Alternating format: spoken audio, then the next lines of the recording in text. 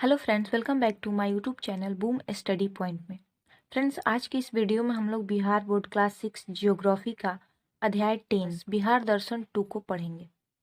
तो चलिए शुरू करते हैं। इस अध्याय में हम लोग गोलघर, पटना संग्रहालय और तख्त हरमंदिर साहिब पटना सिटी के बारे में पढ़ेंगे। तो आइए इन तीनों को एक एक करके समझते हैं। इस अध्याय में हम लोग सासाराम में स्थित शेरशाह का मकबरा, पटना का गोलघर, पटना संग्रहालय तथा पटना सिटी स्थित तख्त हरमंदिर साहिब के बारे में पढ़ेंगे। सासाराम राष्ट्रीय राजमार्ग संख्या 2 के किनारे रोहतास का जिला मुख्यालय है और यहाँ से दिल्ली हावड़ा को जोड़ने वाली ग्रैंड कोर्ट रेलवे लाइन भी गुजरती है। रोहतास जिला का मुख्यालय सासाराम में अफगान शासक शेर शाह का मकबरा स्थित है। शेर शाह का बचपन का नाम था फरीद खां। फरीद खां जब युवा अवस्था में थे तो ये अपने संरक्षक की रक्षा करते हुए एक शेर को तलवार से ही एक बार में 2 टुकड़े कर दिए थे। तभी से उनका नाम शेर शाह पड़ गया। शेर शाह ने हुमायूं को हराकर भारत की गद्दी पर कब्जा कर लिया था। यह मकबरा शेर शाह ने अपने जीवन काल में ही बनवाना प्रारंभ कर दिया था। यह मकबरा अष्टकोणीय है जो कि लाल पत्थरों से बना हुआ है। मकबरे की छत गोल गुंबद के रूप में है। यह मकबरा तालाब के बीचों बीच है और वहां तक जाने के लिए बीचों बीच एक पुलिया मुख्य द्वार से मकबरा तक बनी हुई है। यह मकबरा भारतीय पुरातत्व सर्वेक्षण विभाग के संरक्षण में है और इसके कर्मचारी इसकी देखरेख करते हैं। तो चलिए अब हम लोग पटना में स्थित गोलघर के बारे में समझते हैं। ये है पटना का गोलघर। ये है गोलघर की सीढ़ियाँ जो कि दोनों तरफ से यहीं से ऊपर चढ़ा जाता है। इधर से भी सीढ़ी है और उस साइड से भी सीढ़ी है।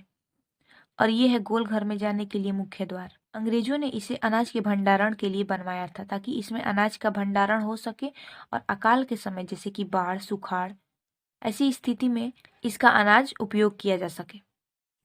गोलघर पटना में है। यह जगह पटना के गांधी मैदान के पश्चिम में स्थित है।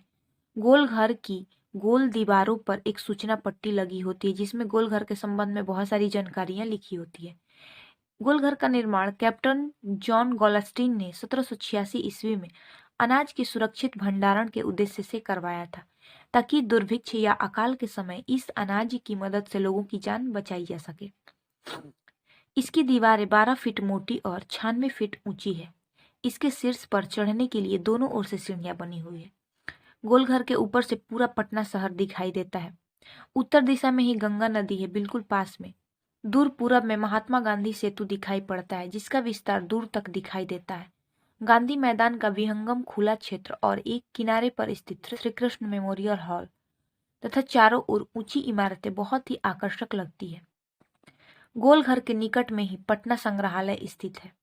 यहाँ स्कूली बच्चों को रियायती दर पर प्रवेश टिकट मिलता है। संग्रहालय के चारों ओर बड़ा सा बगीचा है और बीच में संग्रहालय का भवन है। यह भवन राजस्थानी शैली में बनाया गया। संग्रहालय के बगीचे में तोप रखा जाता है। ये तोपें अंग्रेजी शासन काल में बनी हुई थी। ये तोपें अंग्रेजी शासन काल की है।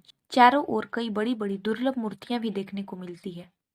मुख्य भवन में घुसते ही एक विशाल पेड़ देखने को मिलता है जो कि लगभग 5000 वर्ष पुराना है और उसकी लकड़ियां अब पत्थरनुमा हो गई है। यह पत्थरनुमा वृक्ष जीवाश्म का उदाहरण है। संग्रहालय में भगवान बुद्ध और जैन तथा मौर्य काल के महत्वपूर्ण मूर्तियों, सिक्कों और बर्तनों को भी देखने को मिलता है। संग्रहालय में सभी वस्तुओं के पास उनका नाम, उनकी आयु और उनकी उपयोगिता लिखी हुई होती है जिसे पढ़कर हम उनके बारे में समझ सकते हैं। संग्रहालय में एक राजेंद्र कक्ष भी है। यहाँ राष्ट्रपति के रूप में राजेंद्र प्रसाद को मिले उपहारों एवं वस्तुओं को स्मृति के रूप में रखा गया है। संग्रहालय में रखी किसी वस्तु को छूना नहीं चाहिए, ऐसे लिखकर एक सूचना पट्टी टंगी होती है। हर कमरे में दीवार पर सीसीटीवी कैमरे लगे होते हैं कि अगर किसी भी वस्तु को कोई छुएगा तो उसकी फोटो कैमरे में आ जाएगी। संग्रहालय में पत्थर की एक सुंदर सी मूर्ति भी है जिसे यक्षिणी के नाम से जाना जाता है। वह मूर्ति दीदारगंज में मिली थी। तो आइए अब हम लोग पटना सिटी स्थित तख्त हरमंदिर साहिब के बारे में पढ़ते हैं। ये है तख्त हरमंदिर साहिब का मंदिर जो कि पटना सिटी में है और ये सिखों के 10वें गुरु गुरु गोविंद सिंह के लिए जाना जाता है। गुरु गोविंद सिंह का जन्म पटना में ही हुआ था। उन्हीं की याद में ये मंदिर बनवाया गया है। इस मंदिर को तख्त श्री हरमंदिर साहिब गुरुद्वारा भी कहते हैं। सफेद संगमरमर से बना यह गुरुद्वारा बहुत ही भव्य लगता है। यह सिखों का प्रसिद्ध तीर्थ स्थल है। गुरु गोविंद सिंह के जन्म दिवस पर यहाँ भव्य मेला लगता है जहाँ देश विदेश के सिख भाग लेने आते हैं। इस पवित्र स्थल पर गुरुवाणी बजाई जाती है। और बाहर निकालने पर प्रसाद का वितरण होता है। इस गुरुद्वारा में लंगर भी चलता है जहाँ लोगों को निःशुल्क भोजन कराया जाता है। तो फ्रेंड्स, हमारा लास्ट चैप्टर था बिहार दर्शन 2, जिसको हम लोगों ने पढ़ लिया है। अगले वीडियो में हम लोग इसका क्वेश्चन आंसर सॉल्व करेंगे। वीडियो अगर हेल्पफुल लगा हो तो लाइक, कमेंट एंड शेयर कर दीजिए। अगर चैनल पर पहली बार आए हैं तो चैनल को सब्सक्राइब कर दीजिए, बेल आइकन प्रेस कर दीजिए ताकि आने वाली वीडियो का नोटिफिकेशन सबसे पहले आपको मिले।